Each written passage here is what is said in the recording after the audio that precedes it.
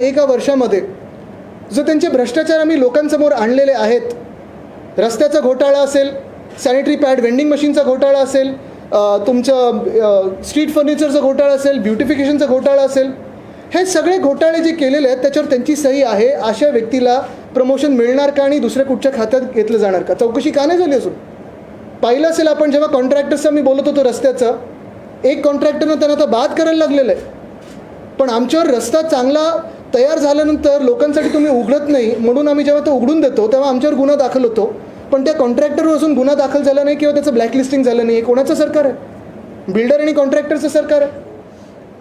दुसरी गोष्ट, sanitary pad vending machine आपल्याला माहिती आहे ते काम थांबलेलं आहे, पण तरी देखील कॉन्ट्रॅक्टरला ह्यांना पैसे द्यायचे का? तर 23,000चं मशीन हे 76,000 रुपयाला घेतात आणि तरी देखील अजून ब्लॅकलिस्टिंग होत नाही. स्ट्रीट फर्निचर, आम्ही हा घोटाळा आपल्यासमोर आल्यानंतर राज्यपाल महोदयांसमोर आणल्यानंतर हे काम तरी देखील थांबलं आहे, पण अजूनही प्रयत्न चालू आहे की 22 कोटी त्या कॉन्ट्रॅक्टरला द्यायचे. म्हणजे गुन्हे जे सत्यमेव जयतेच्या सोबत उभे राहतात त्यांच्यावर दाखल केले जातात, पण सत्यमेव जयते किंवा कॉन्ट्रॅक्टरमेव जयते जे बोलतात त्यांच्यावर गुन्हे दाखल केले जात नाहीत. आणि म्हणूनच काल पण मी आपल्याला पाठवलं होतं, मी काल राज्यपाल महोदयांना पत्र लिहिलेलं आहे, त्याच्यात 5-6 महत्त्वाचे विषय मी घेतलेले आहेत. पण मला वाटतं त्या विषयांचा जो सार आहे तो एवढाच आहे की राज्यपाल महोदयांनी मुख्यमंत्री जे घटनाबाह्य आहेत, ज्यांचे आता थोडेच दिवस राहिलेले आहेत, 31 नंतर बाद होणार आहेत, त्यांना बोलून घ्यावं आणि थोडी समज द्यावी की राज्यात पण थोडं लक्ष द्यावं. नुसतं घराघरा फिरता, इतर राज्यांमध्ये तुम्ही प्रचार करायला जाता, घाणेरडं राजकारण व्यस्त असता. समज द्यावी की राज्यात पण थोडं लक्ष द्यावं. नुसतं घराघरा फिरता, इतर राज्यांमध्ये तुम्ही प्रचार करायला जाता, घाणेरडं राजकारण व्यस्त असता, पण राज्यात थोडं लक्ष. आपल्याला माहिती आहे परवाकडेच नवी मुंबई मेट्रो ही सुरू झाली, पण ही कधी सुरू झाली? पत्रकार परिषदेतून मी 2-3दा विषय घेतल्यानंतर आणि एक ट्विट झाल्यानंतर कुठेही गाजावाजा न करता त्यांनी सुरू केली. पण 5 महिन्यापासून ही मेट्रो तयार होती, टेस्टिंग झालं, सगळं होतं, पण थांबली का होती? कारण उद्घाटनाची वेळ मिळत नाही. तसं दुसरं आपल्याला आठवत असेल, अशाच पत्रकार परिषदेतून आपण BMC आणि BSTचे जे कामगार आहेत, कर्मचारी आहेत, त्यांचा दिवाळीचा बोनस दिला गेला नव्हता म्हणून असा विषय घेतल्यानंतर लगेच तातडीने बैठक बोलवली आणि त्यांना तो बोनस द्यावा लागला. MTHL Mumbai trans harbour link जेव्हा आमचं सरकार पडलं तेव्हा ही मुंबई ट्रान्स हार्बर लिंक पाडलं गेलं आमचं सरकार, तेव्हा ही साधारणपणे 85% पूर्ण होती. माझी माहिती अशी आहे की आता दाखवलं जातं की आता 95% रेडी. म्हणजे तुम्ही विचार करा, 2.5 वर्षात 85%. उद्धव साहेबांनी जानेवारी 2020मध्ये जो गर्डर लॉन्चिंग केलं होतं, प्रत्येक महिन्यात आपल्याच सोबत आम्ही जाऊन तिथे पाहणी करायचो, कुठे काही अडचण आहे का, काही अडथळे निर्माण झालेत का. 85% पूर्ण झाल्यानंतर देखील जी सप्टेंबर 2023ची डेडलाईन होती, नुसतं उद्घाटनाची तारीख ही डिसेंबर एंडची मिळाल्यामुळे आता दाखवलं की 5% काम हे बाकी आहे. कुठचं काम हे बाकी ठेवतात? ही सरकारी पद्धत असते. एखादं उद्घाटन करायचं नसेल तर सरकारी पद्धत अशी असते की रंगरंगोटीचं काम, दिवं लावण्याचं काम हे बाकी ठेवतात. म्हणजे ज्या दिवशी तारीख मिळते लगेच 24 तासात तुम्ही ते सगळं करू शकता. मूळ मुद्दा हाच आहे की जसं मेट्रो नवी मुंबईची ही 5 महिने बंद ठेवली, उद्घाटनाची तारीख मिळाली नाही म्हणून. MTHL हे आता मला वाटतं डिसेंबरपर्यंत बंद ठेवतील आणि काम अपुरं दाखवतील का उद्घाटनाची तारीख लेट मिळाली म्हणून.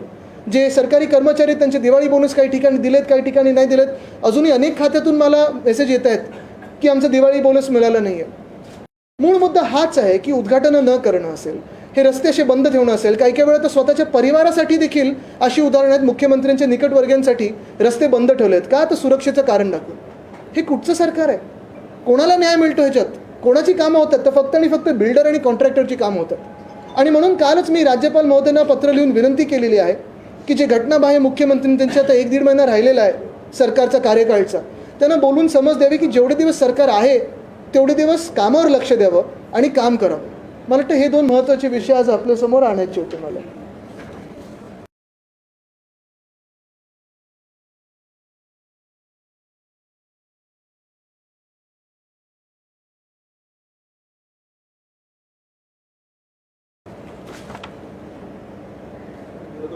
आरोप केलेला आहे की अजून पुलाचं काम जे आहे ते अपूर्ण राहिलेलं आहे, त्यामुळे चला ना आपण आत्ता जाऊया आणि पाहूया.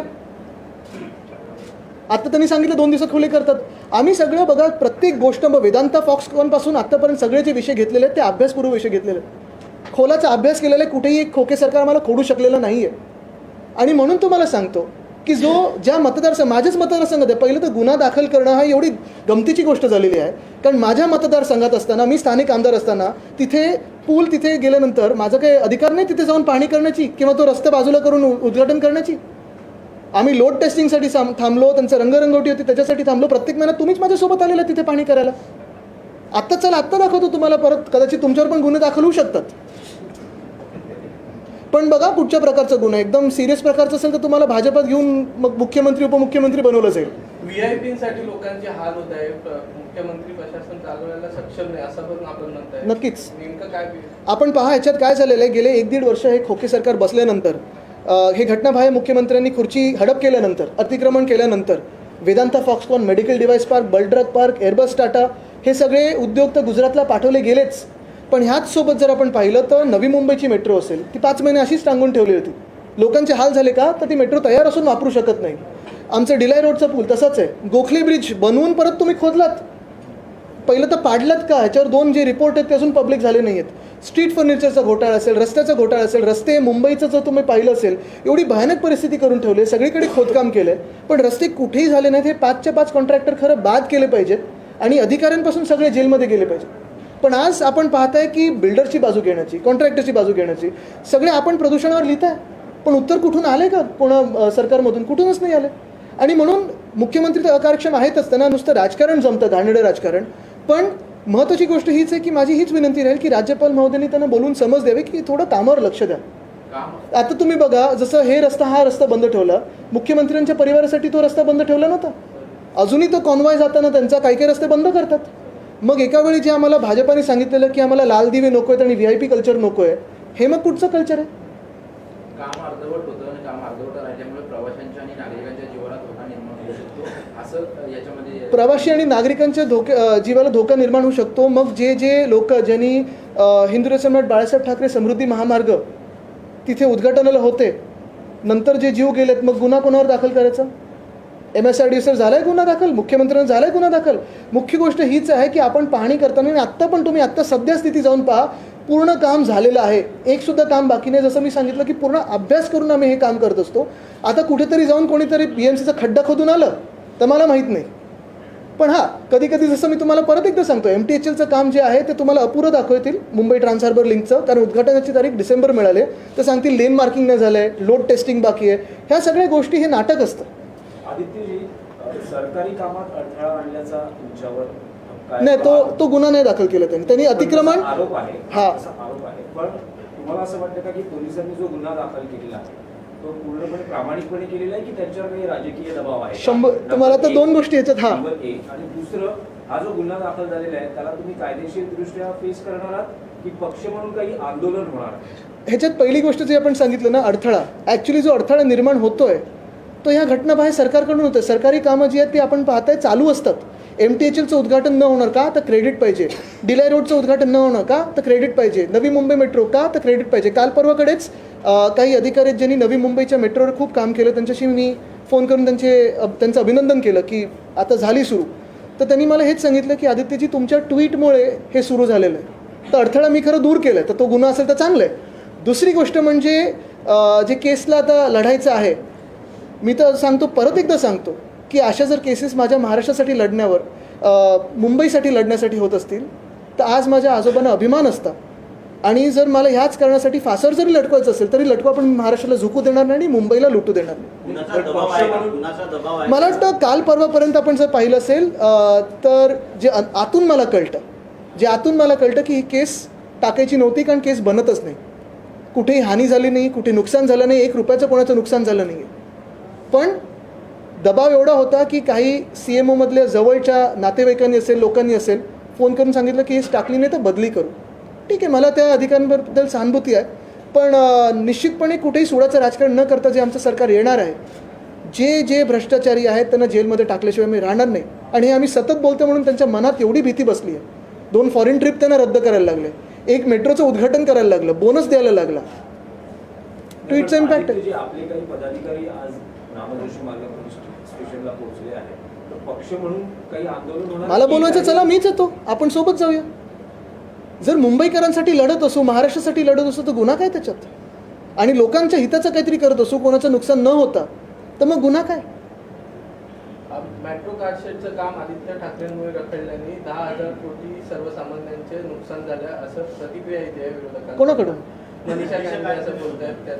काय ज्यांना विषय माहिती नाही त्याच्यात उत्तर देऊन एक उपयोग नाही. दुसरा आता कोस्टल रोड प्रकल्प देखील आहे, डिसेंबर पर्यंत पूर्ण होईल अशी त्याची- तुम्हाला सांगतो याच्यात टाईमलाईन अशी होती कारण तुम्हाला आठवत असेल माझी पद्धत अशी होती, प्रत्येक आठवड्यात आम्ही MMRDAच्या ऑफिसमध्ये बसायचो आणि रिव्ह्यू घ्यायचो. पालकमंत्री म्हणून माझा तो अधिकार होता. त्याच्यात सगळे स्थानिक आमदार, खासदार, नगरसेवक, अधिकारी आणि सगळी जी यंत्रणा असायची ती असायची. त्याच्यात प्रत्येक आठवड्यात कुठे काय अडथळे निर्माण होतात का, दूर कसे करायचे हे आम्ही सगळ्यांसमोर चर्चा करायचो. आपण पण असायचात आणि प्रत्येक महिन्यात आम्ही व्हिजिट करायचो. कोस्टल रोडचं काम डिसेंबर 2023पर्यंत पूर्ण होणार होतं. ह्यांनी डिझाईन बदलून एस्केलेशन करून घेतलं. का केलं हे आपल्याला माहिती असेल, पण ते झाल्यानंतर आता मला वाटतं कोस्टल रोडचं काम पण पुढे गेलेलं आहे. वरळी शिवडी कनेक्टर हे ऑक्टोबरपर्यंत पूर्ण काम होणार होतं, ऑक्टोबर 2023, आणि सगळ्यात आधी होणार होतं MTHL सप्टेंबर 2023. पण कुठे ना कुठेतरी स्वतःचे होर्डिंग्स लावायचे, मोठे फोटो लावायचे, 25 फुटाचे कटआउट लावायचे. ह्या कामात व्यस्त असताना प्रिंटिंग झालं नसेल किंवा कॉन्ट्रॅक्टर्सचं प्रिंटिंग झालं नसेल पुरेसं, म्हणून ते रखडलं असेल. काल ट्विट राज्यमंत्री केल्यानंतर जे आहे तुम्ही आता उल्लेख केला की अनेक कामे पूर्ण झालेली आहेत. तुम्ही मंत्र्यांसंदर्भात ट्विट केलं, त्यांचे दौरे रद्द झाले, BMCच्या कर्मचाऱ्यांना बोनस मिळालं. अनेकदा तुमच्या पक्षाकडून सांगण्यात येतं की डेडलाईन सरकारबद्दल दिली जाते, हे सरकार पडणार. अशाच प्रकारचं ट्विट तुम्ही देखील पुन्हा करणार आहेत का? कारण की तुमच्या ट्विटचा पायगुण म्हणा किंवा काय कामे पूर्ण होताना. चला टचवूड. पण पुन्हा पुन्हा लिहिणार नाही त्याच्यात. नाही, ह्याच्यात एक आहे, आपण पाहिलं असेल, जे आम्ही आत्ता लढाई लढत आहोत ती सुप्रीम कोर्टाकडून आता ट्रायब्युनलकडे आलेत. अध्यक्ष महोदय त्याच्या ट्रायब्युनलचे अध्यक्ष म्हणून काम करतात. आणि हीच अपेक्षा आहे की जर कायद्याप्रमाणे केले आणि संविधानाप्रमाणे केले तर 40 गद्दार हे बाद होणार म्हणजे होणारच, आणि हे सरकार पडायला पाहिजे. कदाचित ते निर्णय त्यांच्या आता मनाप्रमाणे देऊ शकतात, राजकारणाप्रमाणे देतात की संविधानाप्रमाणे देतात. संविधानाप्रमाणे दिलं किंवा जी आम्हाला सुप्रीम कोर्टाची तारीख मिळाली आहे त्या तारखेनुसार हे सरकार बाद होणार म्हणजे होणार. आता ट्विट पण करीन, म्हणजे आता त्याचं जे परिणाम आहे तो व्हायला पाहिजे. मतदारांकडनं वारंवार एक टीका होत होती की आदित्य ठाकरेंवर एक पण गुन्हा दाखल नाही. आता एक गुन्हा दाखल झालाय. आलो ना आता. हा पहिलाच गुन्हा आहे का? पहिलाच गुन्हा आहे का तुमच्या? सरकार पडल्यानंतर अजून गुन्हे दाखल होणार नाहीत, कारण आम्ही वेळच्या वेळी उद्घाटन करून लोकांची कामं वेळेत करू. काल राज्य मंत्रिमंडळाची बैठक होती. या बैठकीला 12 मंत्री गैरहजर होते आणि दुष्काळाविषयी आढावा बैठका देखील त्या मंत्रिमंडळाच्या बैठकीत होणार होत्या. आणि त्यात 6 मंत्री असे होते की त्यांचे तालुके हे दुष्काळग्रस्त जाहीर केले आहेत. एक मला वाटतं सवय अशी की प्रत्येक बैठकीत मंत्रिमंडळाच्या पीक पाणी जे असतं त्याचा एक आढावा घेतला जातो. आणि ह्याच्यात आपण पाहिलं असेल की काल जसं मंत्रिमंडळासाठी ह्या लोकांना वेळ नव्हता, तसंच मराठा आरक्षणाची जी महत्त्वाची बैठक होती त्याच्यात एक उपमुख्यमंत्रीच नव्हते, ते बाहेरगावी होते.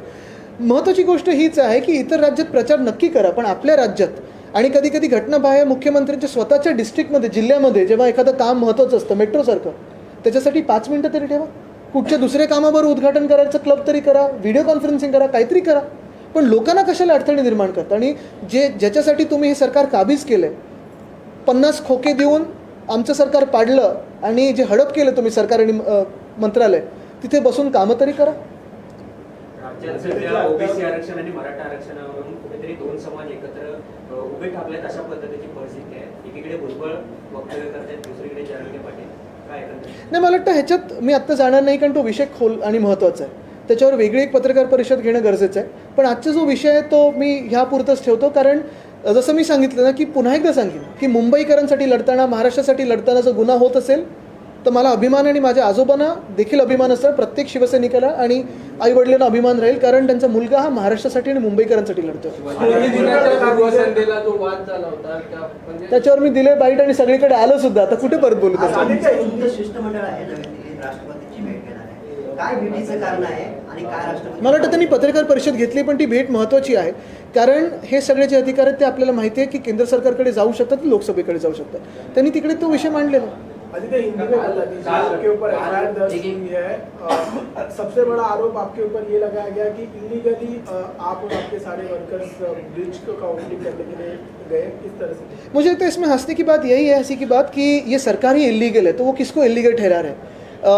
पहली बात तो ये है कि अगर आपने देखा होगा मेरे ट्वीट के हिसाब से एक नतीजा आया कि जो मेट्रो नवी मुंबई की थी 5 महीनों से तैयार थी, लेकिन सरकार के पास वक्त नहीं था उसे इनॉग्रेट करने का, उसका अनावरण करने का. तो अभी उन्होंने देखा होगा कि मेरे ट्वीट के बाद उन्होंने खुला कर दिया जनता के लिए.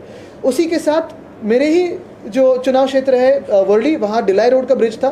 काफ़ी सारे लोग वहाँ आसपास रहते हैं, काम करने के लिए आते हैं, और ये काफ़ी सारी जटिलताएं थी, समस्याएं थी वहाँ आने जाने की, क्योंकि ट्रैफिक वहाँ भारी बढ़ता था. अगर आपने देखा होगा तो परसों रात को लगभग 10 दिन होने के बाद, ये ब्रिज तैयार होने के बाद, हमने जाके वहाँ जो बैरिकेड्स थे वो साइड में लिए और कहा कि ये रास्ता भी खुल गया है। अगर आप देखा जाए तो मेरा ही चुनाव क्षेत्र बनता है, मेरा ही अधिकार बनता है, लेकिन श्रेयवाद में मैं गया नहीं। मैंने कहा नहीं कि हमने ही बनाया कि आपने बनाया। मैंने सिर्फ कहा कि अगर मुख्यमंत्री जो इलीगल है, जो इमोरल है, उनके पास वक्त नहीं है ऐसे लोगों के लिए, कामों के लिए, जनता के लिए, तो हम जनता के लिए खोल देते। अभी कल मुझ पे इस पे केस जारी कर दिए, कुछ कहा कि ये इलीगल है, आप पे गुनाह हमने डाल दिया है। चलो, गुनाह करने के लिए तैयार हूँ, क्योंकि ये जनता के लिए, और जनता के लिए लड़ता रहूँगा। मैं इनको मुंबई नहीं लूटने दूंगा और महाराष्ट्र नहीं झुकने दूंगा। आपने कहा कि बाला साहब को गर्व होता। बिल्कुल, अगर मैं मुंबई के लिए लड़ रहा हूँ, मुंबई के लिए लड़ रहा हूँ, महाराष्ट्र के लिए लड़ रहा हूँ, तो अगर ऐसे मामले में मुझ पर गुनाह अगर दाखिल हो तो बिल्कुल उनको गर्व होगा। आदित्य जी, शिंदे गुट की नेता है, उन्होंने कहा है कि आदित्य ने ये पब्लिसिटी के लिए किया। अच्छा, चलो, अच्छा, पब्लिसिटी मिल गई। तो अभी उन्होंने जब FIR दाखिल किए तो और भी पब्लिसिटी मिल गई। लेकिन आप तो पब्लिसिटी करते हो, जाओ खोल लो, आप भी पब्लिसिटी ले लो। आदित्य जी, और काफी प्रोजेक्ट है क्या? चुनाव सामने है, चुनाव के पहले क्रेडिट लेने के लिए उनका इनॉग्रेशन या उनका आपने देखा मेरा कहीं बोर्ड? नहीं, सरकार अपने कोई 2-3 उदाहरण दे। नहीं, वो जितने भी क्रेडिट लेने की कोशिश करें, मुझे लगता है कि सारे महाराष्ट्र को पता है कि गद्दार होते हैं वो गद्दारी होते हैं। जैसे आपने देखा होगा जो कर्नाटका में हुआ, 40% सरकार जो थी वो गिरा दी भाजपा की, कांग्रेस की सरकार लाई। अभी जो आप नतीजे देखने वाले हो 5 राज्यों में, वहाँ कांग्रेस जीतेगी। और मध्य प्रदेश में भी जो कल वोटिंग हुई है, वहाँ भी भारी वोटों से कांग्रेस जीतने वाली है, क्योंकि वहाँ भी जो गद्दारी हुई वो जनता को पसंद नहीं है। ऐसी गंदी राजनीति जो है वो जनता को पसंद नहीं होती। आप जीत के आओ, अच्छी सरकार चलाओ, लेकिन अगर गद्दारी करो तो ये जनता कभी मानने की नहीं। आपने आरोप लगाया कि मुख्यमंत्री के पास खुद के राज्य में जो इनॉग्रेशन है वो करने का समय नहीं है, अन्य राज्यों में जाके वो चुनाव प्रचार कर रहे हैं। मैंने आरोप नहीं लगा, मैंने तो सच बात कही है। क्योंकि नवी मुंबई मेट्रो 5 महीनों से तैयार है, लेकिन जो इलीगल CM है उनके पास वक्त नहीं है उसका अनावरण करने के लिए। डिलाई रोड का ब्रिज हो, MTH हो, ये सारे रोड जो है तैयार है, लेकिन जो इलीगल CM है वो तो 4 राज्यों में 5 राज्यों में व्यस्त है प्रचार करने में। वो भी उनके पक्ष का नहीं, किसी और के पक्ष का, क्योंकि उनको अभी CM बनाया गया है, कठपुतली के तरह चलाया गया है। तो चलो, अच्छी बात है। India is playing finals against Australia tomorrow. Any wishes for the team? I think, of course, I mean, there's no other wishes than to see us win. So we're all hoping to win with a huge run. Do you have a favorite player you look out for? I think all of them. Every player from our team is actually performing so well. No one has underperformed. Everyone has played really well. So best wishes to them, to their families who are coming out there and cheering, and to all of us as Indians. मुझे लगा आप India versus NDA कुछ पूछने वाले हैं।